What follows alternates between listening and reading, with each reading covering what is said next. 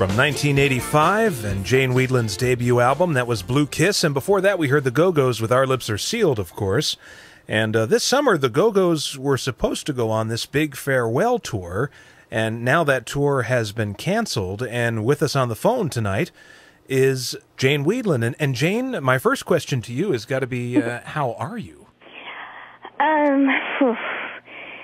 am exhausted and a little scared because I'm having knee surgery tomorrow.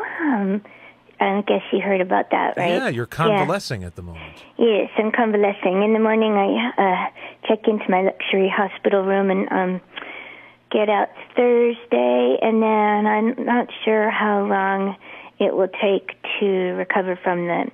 It's a knee surgery. It's probably no big deal, but I don't have a lot of them, so a lot of surgery, so I'm a little nervous.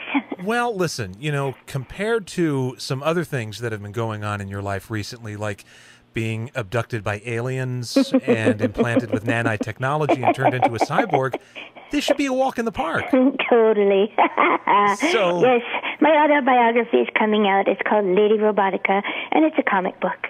I want to get into this because now Jane Wiedlin is actually a secret identity. Yes. Yes, you are now Lady Robotika. How did this all come about, this comic project?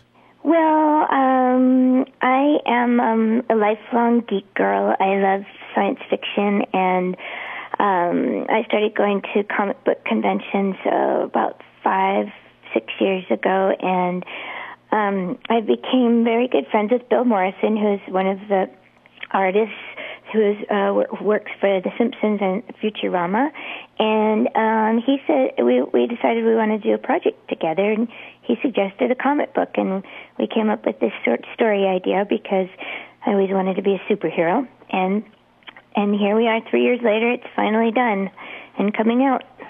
Now, you are a superhero, and you are also a liberator of other cyborgs on this planet. Is that the plot? Do I have it right? Yeah, that's the first story, which is like how did Lady Robotika come to be? Is the story in a nutshell. I get abducted by aliens. They start experimenting on me and start transforming me into a cyborg, and I end up giving a concert on their planet because they are in love with all things Earth, including rock and roll. And then I learn how to use my newfound nanite technology, and I become a superhero. And I don't want to tell the whole story. Well, no, I end up this is the origin story. Freeing the oppressed. I see. Who are on the planet that I go to. They are these other aliens that have been abducted from all different planets that have been taken to this one world and been turned into cyborgs and are the slave population of the planet. And you have, much like how Wonder Woman has the golden lariat of truth, yes, you have the Lady Robotika version of something similar. Yes, to the Miracle Whip. Right, which is it's nothing to do with food or condiments. It's not a condiment; it's a weapon. Right. Now there's music coming, isn't there? There's yeah. Music? Oh, I was so excited to work on this comic book that I ended up writing a bunch of songs inspired by Lady Robotika, and we have several plans for the music. I'm gonna have a full-length CD that is going to come out with a special package after issue 6 of Lady Robotika. We're going to package them all together in a graphic novel, and it's going to come with music, so you can listen to music while you read the story. And then after we came up with that idea, I thought, oh my gosh, we could do a musical. So now I've been working on the draft for a musical of Lady Robotika, which would be really cool. I really hope we get to do that. So let me get a schedule here. So the comic book is it a monthly? Is it quarterly? Yes. Yes. Okay. So and people can go to their local comic shop. Right. Oh, and I actually have an urgent message for everyone that's interested in reading Lady Robotika, and that is that it's really important that this first issue that people go to their comic book store and pre-order it, because I didn't realize this, but usually and this is what's going on with our publisher, they just make one printing of a comic book, and so it's sort of do or die the first time they print it. So that's why it's really important, if you're interested in seeing it, that you go to your comic book shop and pre-order it before June 30th. And that's going to kind of determine, actually, whether the series even continues, which is really kind of scary to me, considering we just spent 3 years on this thing. But if anyone who thinks that this sounds like an interesting story, and it is, it's a great comic book, they should, and if they don't know where their local comic book store is, it's really easy. You can just go to comicshoplocator.com, and you can find out where the nearest comic book shops near you are. And then you contact them and pre-order Lady Robotika before the end of June, please, so that we can keep making our story. And they can also go to the website. You have your own website, of course, JaneWiedlin.com, and then your alter ego also has a website. Yeah, we also have LadyRobotika.com, and that's Robotika spelled with a K-A, not a C-A, because we're cool that way. Sure. And we will be selling the comic book, but actually, I don't know, it's sort of long, boring, long-winded technical story, but we won't be doing pre-orders. To do that, you have to talk to your local comic book store. And we're trying not to compete with them with the website. But the website will have all sorts of other things that you can't get in shops yet, like T-shirts we already have, and we'll be doing like autographed copies of the comic book if you want to have an autographed one and stuff like that. And Bill Morrison, my partner in Lady Robotika, and I will also be appearing at this year's San Diego Comic-Con, which is in July, and we'll be there on Friday, July 23rd, to sign the comic book and to hang out and meet people. Well, you know, the thing is with comics nowadays, as you know, they almost automatically start turning them into movies. Yeah, I think that's true of sort of the classic popular ones that everyone's heard of, like Superman, Spider-Man, and all those people. But there's literally thousands of other comics that, aren't as popular, so I don't think they automatically get made into movies. But, God, that would be so cool if Lady Robotika did. Well, this one's got Wiedlin power. Yes, it does. Yeah, it's got an edge. And I should point out, you're also on, you've got JaneWiedlin.com, LadyRobotika.com. Are you on Twitter? Oh, yeah. I'm on Twitter every day, all day long. I'm kind of a Twitteraholic, I think.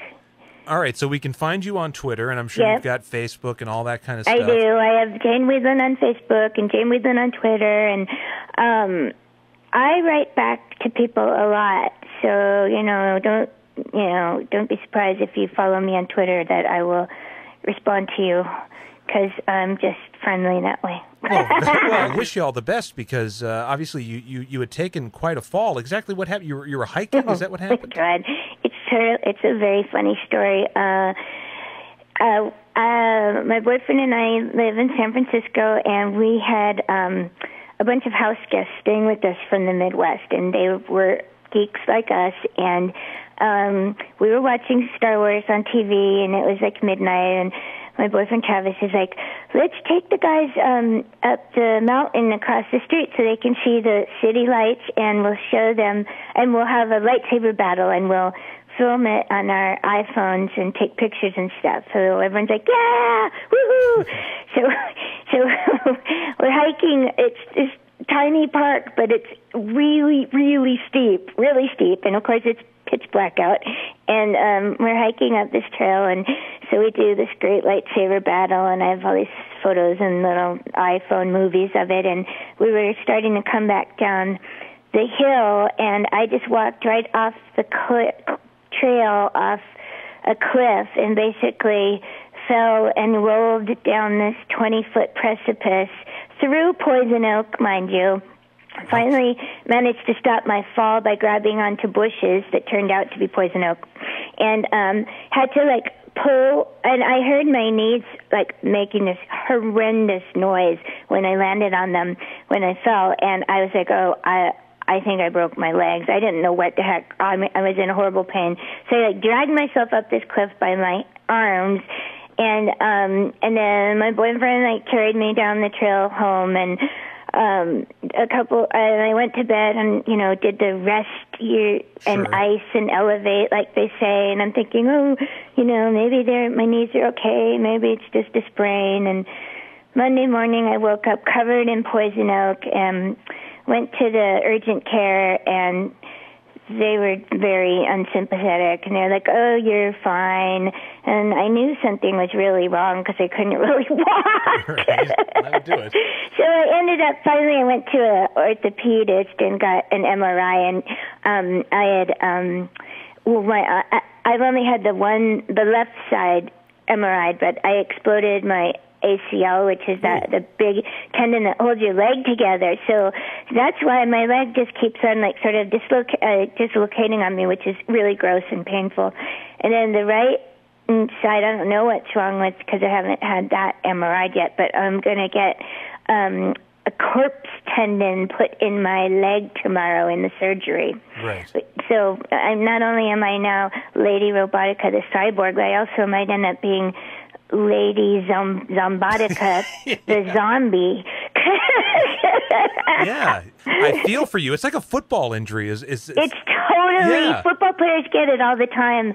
Yeah, so I kind of feel like, woohoo, I'm so, manly and athletic, but on the one hand, but, on the other hand, I feel like a big baby about it, too. I'm sure the football players don't act like I am. Well, maybe tomorrow you'll meet someone from the Raiders who can give you some pointers. You never know. You never know. I love my doctor, and he has actually operated on tons of pro athletes, including Raiders and whatever all the other teams are, and pro skateboarders and stuff. So I feel confident that I'm in good hands. So I'm hoping for a speedy recovery. It does take a while to heal from, though, which is why we had to cancel the Go-Go's farewell tour, which was supposed to start in a few weeks. But I'm not going to be ready to, travel America in a few weeks. I'll still be recuperating. Hobbling up on stage. Yeah, that exactly. Would be good. Right.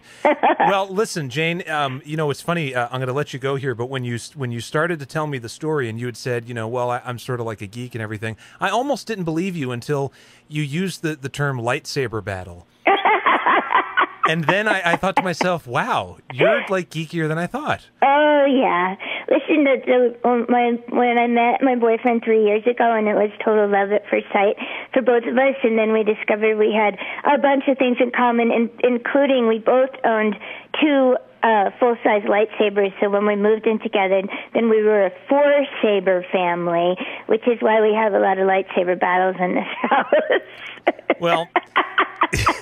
It had to have been love at first sight. You've actually given hope to a lot of people that might be listening to this who thought I'll never find a girl with a lightsaber, and little do they know that we're out there. Yeah. There's a lot of geek girls. Geek Girls Rule.